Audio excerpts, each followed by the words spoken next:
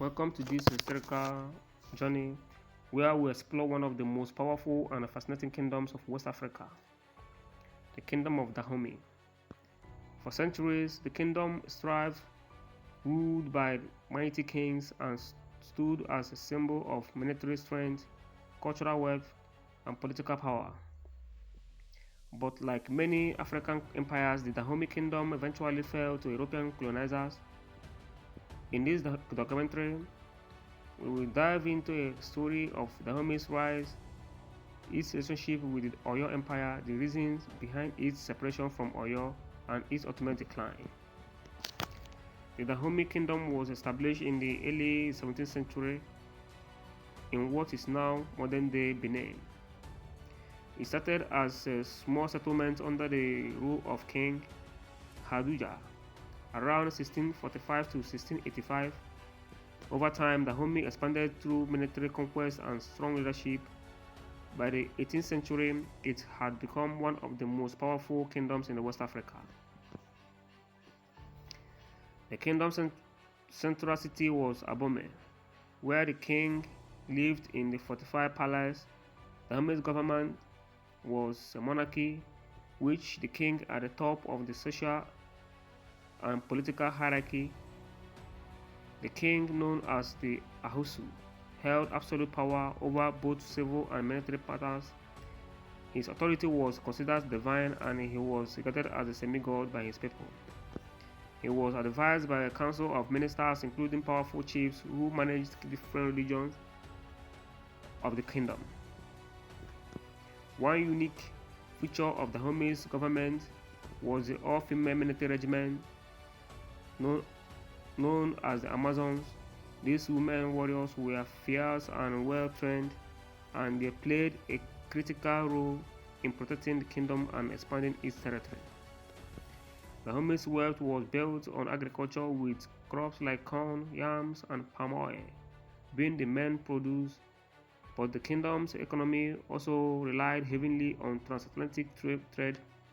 From the 18th century, Dahomey became a major supplier of slaves to European traders, capturing prisoners of war and selling them to the Portuguese, the British, and the French. This trade brought wealth to the kingdom, which allowed the king to maintain a strong military, build palaces, and sponsor cultural activities. The Oyo Empire, located in the present-day Nigeria, was one of the most powerful Yoruba states in West Africa. For much of Dahomey's early history, Oyo was the dominant force in the region. The two kingdoms shared both cultural and political connections, though they spoke different languages found in Dahomey and Yoruba in Oyo. Their interactions were frequent. At one point, Dahomey came under the influence of Oyo Empire. Oyo, with its cavalry-based military, was stronger and forced Dahomey to pay tribute. For decades, Dahomey had to send annual tributes, including goods and sometimes captives, to the Oyo Empire. Despite this subjugation, Dahomey's kings were ambitious and constantly sought ways to break free from Oyo's control. The relationship between Dahomey and Oyo fluctuated between cooperation and tension. While they had periods of peace and trade, they were never fully brothers, rather they were neighbors with shifting alliances. The power struggle between them created a complex relationship, with Dahomey seeking to expand and Oyo aiming to maintain control. Dahomey's eventual independence from Oyo was marked by wars and rebellions. By the early 19th century, the Oyo Empire was weakening. Internal strife, pressure from internal enemies like the Fulani jihadis from the north, and economic difficulties caused Oyo's power to decline. Dahomey seized this opportunity under the leadership of King Geso, 1818 to 1858. Dahomey stopped paying tribute to Oyo and openly rebelled. Geso was a strong ruler who reformed the military and increased Dahomey's involvement in the slave trade to finance the kingdom's wars. The wars between Dahomey and Oyo were fierce, but by the 1820s, Oyo could no longer maintain control.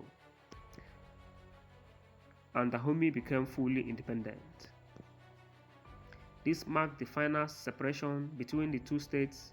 Oyo influence diminished and Dahomey stood on its own, free from the shadow of its former overlord. However, this independence came at a price as the region continued to face internal and external pressures, including the rising interest of European colonizers. Before colonization, the people of Dahomey primarily spoke Fon, which remained one of the major languages spoken in the modern-day Benin. Fon is part of the Be language family, which is spoken across southern Benin, Togo, and part of Nigeria. Dahomey's culture was deeply rooted in Vodun, also known as Vondo, a spiritual system that connected the living with the ancestors and the natural world. Despite their different languages and cultures, Dahomey and Oyo shared some religious and cultural practices, including the worship of deities like Shango, the god of thunder, a common figure in Yoruba and a Fon religious tradition. This shows that despite their rivalry, there were shared elements between these great African kingdoms. By the 19th century, external pressures began to mount on Dahomey. The slave trade that had once enriched the kingdom was in decline, as European nations started abolishing the trade and promoting other forms of commerce. This weakened Dahomey's economy, which had become dependent on the trade of enslaved people. Meanwhile, European colonial powers were rapidly expanding into West Africa. The French, in particular, saw Dahomey as a strategic target. By the 1880s, France had begun to establish control over much of West Africa, including nearby territories. King Bhanzen, 1889 to 1894, tried to resist French colonial forces.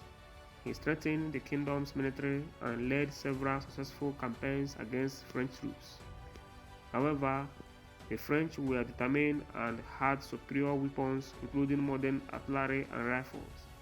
Despite the bravery of the Dahomey's warriors, including the legendary Amazons, they could not match the firepower of the French. In 1892, the French launched a full-scale invasion of Dahomey. After fierce resistance, the French captured the capital Abomey and forced King Bhanzen to flee into exile. In 1894, Dahomey was officially incorporated into French West Africa, marking the end of its independence and the beginning of colonial rule. The colonizers, especially the French, played a decisive role in Dahomey's downfall. By the late 19th century, European powers were competing to colonize Africa in what is known as the Scramble for Africa. The French, seeking to expand their empire, saw Dahomey's strategic location and resources as valuable assets. The French took advantage of internal divisions within the kingdom and used their superior military technology to defeat Dahomey's armies. They also imposed harsh terms on the kingdom, offering unfavorable threats that Dahomey refused, leading to full-scale war. In the end, the combination of the European military might and the collapse of Dahomey's slave base on economic led to kingdom's fall. In conclusion, the story of the Dahomey kingdom is one of the strengthening resilience and resistance. For centuries, the kingdom stood as a beacon of power in West Africa, maintaining its sovereignty in the face of eternal threats. Its separation from the Oyo Empire and its eventual conflict with the European colonizers shaped the course of its history. Even after its fall, the legacy of Dahomey lives on. Today, the people of Benin remember the bravery of their ancestors, including the Amazons, who fought to protect their kingdom. The culture, language, and tradition of Dahomey continue to influence the region, serving as a reminder of a time when West Africa kingdoms when the West African kingdoms were powerful, independent, and proud. Thank you.